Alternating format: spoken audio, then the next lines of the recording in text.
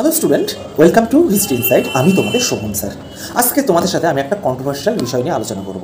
চলো, সেটা হলো কংগ্রেস কি ইংরেজদের ষড়যন্ত্রের ফল। তোমরা এই কথাটা শুনে অনেকে আমাকে গালিগালাজ করবে, আমি জানি।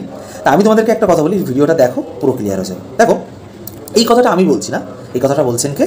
বিখ্যাত ঐতিহাসিক তোমার রজনীকান্ত দত্ত। রজনীকান্ত দত্ত কী বলছেন যে তোমার হিউম এবং ডাফরিনের ষড়যন্ত্রের ফলশ্রুতি হলো এই কংগ্রেস।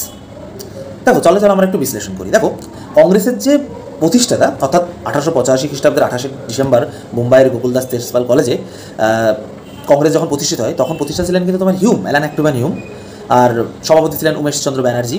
সভাপতি আর প্রতিষ্ঠার মধ্যে গোলাবে না।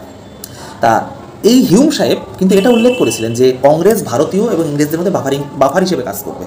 এটা কেন বলেছিলেন? দেখো, 1858 যে মহাবিদ্রোহটা হয় ইংরেজদের বিরুদ্ধে, সেটা কিন্তু শুধু এনফিল্ড রাইফেল ছিল না। তার কারণ তারা হয়তো প্রত্যক্ষ করেন এনফিল্ড রাইফেল ছিল, কিন্তু পরোক্ষ কারণ দেখলে প্রচুর ছিল। ভারতীয়দের মনে পুঞ্জীবিত ক্ষোভ জমা হতে হতে হতে তার বহিঃপ্রকাশ ঘটেছিল 1858 মহাবিদ্রোহে। এবং এই মহাবিদ্রোহকে কিন্তু বিভিন্ন ঐতিহাসিক উল্লেখ করছেন প্রথম স্বাধীনতার যুদ্ধ। বীর সাভারকারই বলেছেন মহাবিদ্রোহ হলো প্রথম স্বাধীনতার যুদ্ধ। তো এরকম যেন কোনো একটা ব্রিটিশ বিরোধী বিদ্রোহ না হয়, তার জন্যই কিন্তু হিউম কংগ্রেস প্রতিষ্ঠা করেছিলেন। এবং উনি সেটা বলেছিলেন যে কংগ্রেস সেফটি ভালভ হিসেবে কাজ করবে। এবং রজনীকান্ত দত্ত যুক্তি দেখাচ্ছেন যে হিউম এবং তৎকালীন যিনি ভাইসরয় বা গভর্নর জেনারেল, তার মধ্যে একটা গোপন বৈঠক হয়েছিল। এবং ডাফরিন কিন্তু, এটা ঠিক, ডাফরিন কিন্তু কংগ্রেস প্রতিষ্ঠায় কিন্তু কোনো বিধিনিষেধ দিনই এবং অনুমতি দিয়েছিল যে ঠিক আছে, কংগ্রেস প্রতিষ্ঠিত হোক।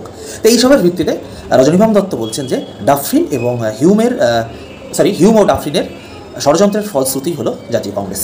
তাহলে বন্ধুরা, আজকে অবধি আমার নতুন কোনো ভিডিও দেখাবে, এবং তোমরা আর কোন বিষয়ে ভিডিও পেতে চাও সেটা অবশ্যই কমেন্টে জানাও, কেমন? আর তোমরা যদি এসএলএসটির ব্যাচ পড়তে চাও, আমি এসএলএসটির একটা ব্যাচ নিয়ে আসবো।